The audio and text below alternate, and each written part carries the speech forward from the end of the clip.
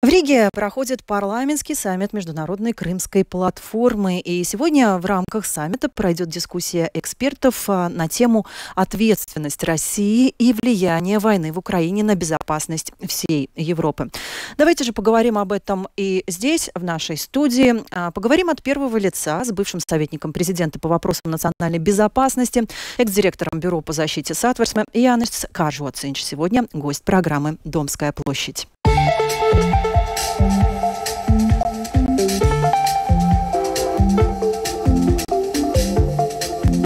От первого лица. Labrīt, Kažociņš. Labrīt. Nu tad sāksim ar tādu jautājumu. Kādi, jūsuprāt, ir tie pārkāpumi no Krievijas puses Krimas teritorijām? Es domāju, tie ir Krimas teritorijā sākumā, bet ne jau tikai Krimas teritorijā. Piemēram, tas, par ko prezidents Putins un viņa ministrs, kas atbild par bērnu tiesībām, ir Hāgā iesūdzēt, ir par to, ka Krievijas federācija ir nolaupījusi 10 000 ukraiņu bērnu un mēģinājuši viņus pārtaisīt par krieviem. Tas ir vienkārši kaut kas pavisam šausmīgs. Tad ir tas, kādā veidā izturās pret gūstekņiem, un jau ir pierādījumi, ka gūstekņus ne tikai spīdzina, bet arī kara laukā vienkārši nogalina. Un tādas lietas mēs neesam redzējuši ļoti ilgi. Bet, pat, es domāju, jūsu klausītājiem varētu būt pazīstama žurnālisti, ukraiņu žurnālisti Viktorija Roščina. Protams. Jā, kura pat gāja bojā pēc 15 mēnešiem ieslodzījumā tai pašā cietumā, kurā bija Azov Mariupoles aizstāvi.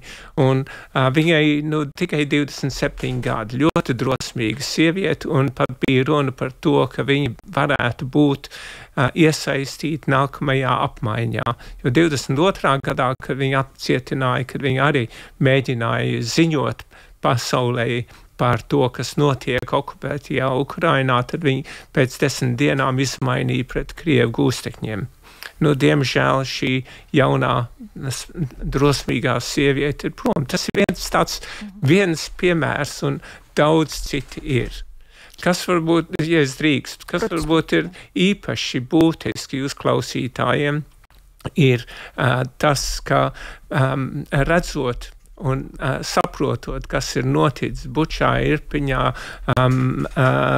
Borodjankā un Mariupolē, mēs Latvijā nevaram iedomāties, ka daļu no mūsu valsti varētu okupēt, jo mēs zinām, kas notiks. Un tas, ka kāds ir Krievi izcelsmes vai Latvijas izcelsmes, tas tiem okupantiem ir garīgi vienaldzīgi, kā mēs to esam redzējuši Harkivā un Mariupolē. Negribas runāt par tādiem pavisam pesimistiskiem scenārijiem, bet tomēr aizvadītajās brīvdienas Vācijas tabloids Bild, droši vien, kā jūs ziniet, par ko iet runā, publicēja tādu informāciju, kā notika kara spēles, kurā bija modelēts iespējamais Krievijas iebrukums Baltijas valstīs. Un kara spēlē izspēlētā ASV Domnīca, tur tie autori, un bija teikts, ka Latvijā un citas Baltijas valstis nenoturēsies vairāk par 10 dienām. Jūs droši vien sapratat, pa kādu publikāciju tagad iet runa. Jā. Kādi būtu jūsu komentāri? Tad man jāsaka, ka citas kara spēles, kurās piedalījās ģenerāļi Brīdlavs un Hodžis, izdomāja, ka Lietuva varēja noturēties un iznīcināt iebrukums no Latvijas 10 dienās arī. Tā kā karaspēles ir atkarīgas no tā, kas un kā spēlē un kādi ir tie priekšnoteikumi. Kas mums ir jādara un ko mūsu valdība dara, ir gatavojās tā, lai mums neviens neuzbruktu. Un te iet runa par NATO koncepciju maiņu. jo agrāk bija atturēšana ar sodīšanu. Tas nozīmē, ka bijusi Igaunijas premjera Kaja Kallas sacīja, NATO ļaus Krievijai ieņemt Baltijas valsts, tad saņemsies un 6 mēnešus vēlāk mūs atbrīvos. Nu, redzot, kas ir noticis Austrum Ukrainā, tur nekādas Baltijas tautas vairs nebūs. Tāpēc ar to nepietiek. Mums ir atturēšana ar nepieļaušanu, ar pretestību, un tas nozīmē izmantot visjaunākās tehnoloģijas. Tādas eksistē, jo tagad mēs redzam, ka mēs pārējam no vecām kaujas metodēm, kur bija masa Pirmā pasaules karā, manēvri Otrā pasaules karā, uz to, ko daži pētnieki sauc par spietu. Un tās ir autonomas platformas, kuras darbojās pēc algoritmiem, kuras nosaka mākslīgais intelekts, saņem informāciju no dažādām platformām par tiešo, un lidojoši un sauszemes pašgājēji ir spējīgi ļoti daudz ko nodarīt. Sākums mēs redzam Ukrainā, jo droni tur spēlē milzīgu lomu, un ļoti jauki redzēt, ka mēs Latvija kopā ar Lielbritāniju tieši sponsorē dronu koalīciju. Jā, mums jābūt gataviem, tas ir skaidrs, bet tādā ziņā, kā jūs varētu novērtēt mūsu gatavību, ņemot vērā to situāciju ar nokritušu dronu, mūsu teritorijā? Jā. Vispirms jāsaka tā, ka uz visu, ko mēs nevaram būt gataviem. Bet tas bija vienīgais drons. Ir arī misinformācija šeit. Ņemsim vērā, ka ņemot vērā tieši to, ka ļoti slikta informācijas izpausme bija no attiecīgās ministrijas un bruņotiem spēkiem, un viņi to atzīst un ir labojušies. 2 dienas vēlāk parādījās putnu bars, un NATO novērošanas sistēmas nevarēja atšķirt, vai tas ir drons atkal, jeb putnu bars, jeb kaut kas cits, un tādēļ par ļoti lielu naudu, katru reizi, kad tā notiek, Vācijas iznīcinātāji pacēlās no Lielvārdas lidostas, aizlidoja, paskatījās, konstatēja, un mēs zinām, ka tas nebija nekas bīstams.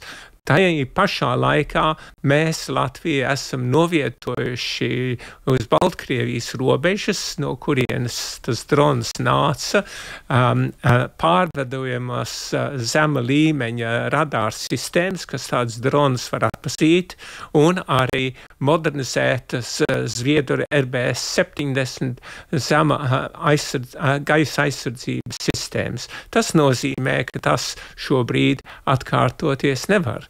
Bet mums nav visas iespējas, kas ir nepieciešams, lai aizsargātu gan zemā līmenī, vidējā līmenī un pat augstā līmenī. Mums tas ir jādara kopā ar sabiedrotajiem. Vēl viena tēma, kuru gribētos paspēt apspriest. Kā jūs vērtējat Ukrainas prezidenta Volodimira Zelenska uzvaras plānu? Vai tas ir joprojām uzvaras plāns vai Ukrainas izdzīvošanas plāns? Es domāju, ka ja viņu rietumi pieņemtu kā pilnvērtīgu, tad tas varētu būt Ukrainas uzvaras plāns. Bet galvenais, vissvarīgākais no tā ir 2 lietas. Vienas ir, lai Ukrainai būtu ielūgums iestāties NATO, un nav visas 32 dalībvalstis gatavas tādu ielūgumu šobrīd dot, un otrs pilnvērtīgs atbalsts Ukrainai, jo tas, kas pašreiz notiek, ir novēlots, nepilnīgs, tāpēc arī pagājušā gada uzbrukums bija tik neveiksmīgs. Nu, to mēs redzam ar Abrams tankiem, mēs redzam ar raķetēm, kuras nedrīkst šur un nedrīkst tur, un F-16 iznīcinātājiem. Nu, tas nav nopietni. Tas ir tā, kā ģenerālis Grauba vakar televīzijā sacīja, tā kā liek vienam bokseram cīnīties ar vienu roku aiz muguras. Nu, tas nav nopietni. Nu jā, viens no plāna punktiem patiešām ir Ukrainas iestašanās NATO, un cik jūsuprāt pašlaik ir iespējams, kādas ir tām perspektīvas? Es domāju, ka ir ļoti liela iespēja, ka pēc kara Ukraina būs NATO sastāvdaļa, un ne jau tikai tāpēc, ka Ukraina vēlēsies iestāties, bet tāpēc, ka rietumi, īpaši Eiropas rietumi vēlēsies, lai Ukraina arī palīdz mūs visus aizsargāt, jo viņiem būs visspēcīgākie un vispieredzējušākie, varbūt pat vislabāk bruņotie spēki Eiropā. Vienkārši fakts. Tanī pašā laikā mums ir jāņem vērā, kas notiek ASV. Nu, ne jau tikai 5. novembris un iznākums, kaut arī es domāju, pesimisms par Trumpu uzvaru ir nevietā, bet tas, ka ASV galvenā prioritāte tuvākajā un vidējā laika posmā ir Ķīna. Un tur ASV vajag sabiedrotos, ne NATO sabiedrotos, jo mēs tur neiesim viņiem, mēs nevarēsim neko daudz viņiem palīdzēt, bet viņiem ir vajadzīgi tādi uzticami sabiedrotie kā Japāna, Dienvidkoreja, Filipīnas, Austrālija, varbūt pat Indija. Un visi šie sabiedrotie ļoti uzmanīgi skatās, cik uzticams partners ir ASV, piemēram, Ukrainai, un vai mēs, Baltijas valstis, varam paļauties uz 5. pantu, un ja izrādīsies, ka nevar, tad šie partneri, kuri ir tik ārkārtīgi svarīgi Amerikas turpmākai ārpolitikai un ekonomiskai politikai, varētu sākt meklēt ceļus, kā uzlabot attiecības ar prezidentu Ķīnu, un tas būtu ļoti liels trieciens ASV. Tātad šīs 5. pāns, var teikt, ka ir arī, kaut kāda ziņā tāds prestīžas jautājums. Nešaubīgi. Nešaubīgi. Un vienalga, kurš no kandidātiem uzvarēs, neviens ne otrs nevēlēsies iesākt savu prezidentūru ar kaut kāda veida sakāvi. Jo tas ir tikpat svarīgi kā prezidentam Putinam. Putinam ir nepieciešams pierādīt, ka viņš ir uzvarējis Ukrainā, un ka tā uzvara ir tāda, kas ir vērts to 600,000 dzīvību, kas tur ir noliktas, krievu dzīvību, es domāju. Ja viņam tas nav, tas varētu nozīmēt ne tikai viņa politisko galu, bet arī viņa personīgo. Bet parunāsim arī par Latviju. Kā jūsuprāt var stiprināt to drošību vēl vairāk? Varbūt paplašināt NATO kontingentu vēl vairāk? Es domāju, ka premjerministri ļoti skaidri pateica, veidojot budžetu, ka pirmā prioritāte ir drošība, un viņi tieši sacīja vairāk kārt iekšējā un ārējā.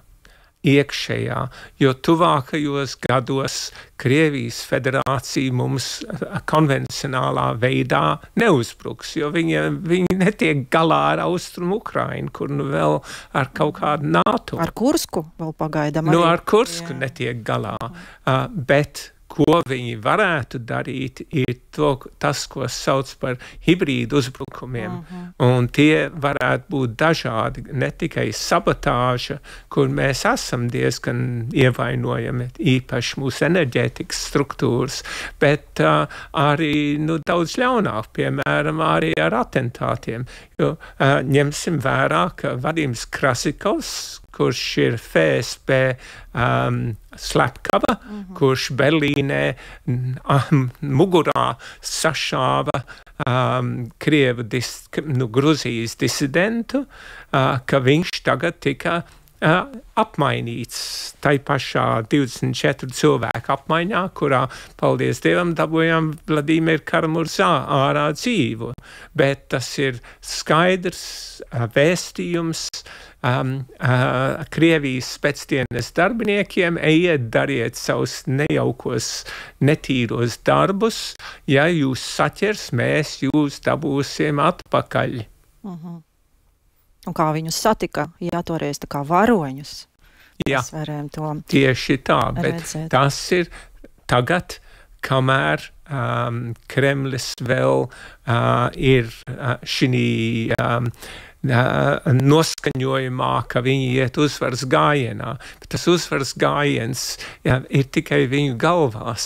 Ja objektīvi paskatās, mērķis bija ieņemt Kīvu 3 dienās, likvidēt fašista Zelenska režīmu, pārņemt visu Ukrainu, un kas ir noticis? Viņus izsvied ārā no Ziemeļukrainas, viņus izsvied ārā no Harkivas, viņi bija spiest atkāpties no Hersonas, un tagad katru dienu zaudē mirušus, kritušus, un tā tik smagi ievainots, ka nevarēs atgriezties katru dienu kāds 1200 karavīrs kopš māja. Un tomēr tas turpinās un turpinās. Bet viņiem jau nav cilvēki, jo viņi lepojās par to, ka katru mēnesi viņi var rekrutēt 30,000. Ja katru dienu no ierindas iet ārā 1200, tas nesakrīt. Un tāpēc jau ir tagad tās runas par Ziemeļkorejas 2 brigādēm līdz 12,000. Tāpēc ir arī Ukrainas ziņas, kas parādījās vakar, ka pat kosmos un gaisa spēki ir izveidojuši kājnieku pulku. Kosmos un gaisa spēki. Tas tiešām, ja tā ir taisnība, izrādās par taisnību, tas nozīmē, ka viņiem šausmīgi трūкст.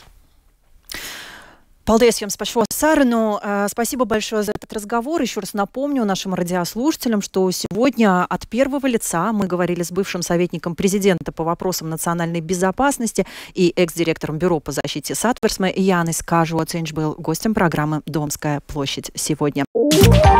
Домская площадь. С добрым утром!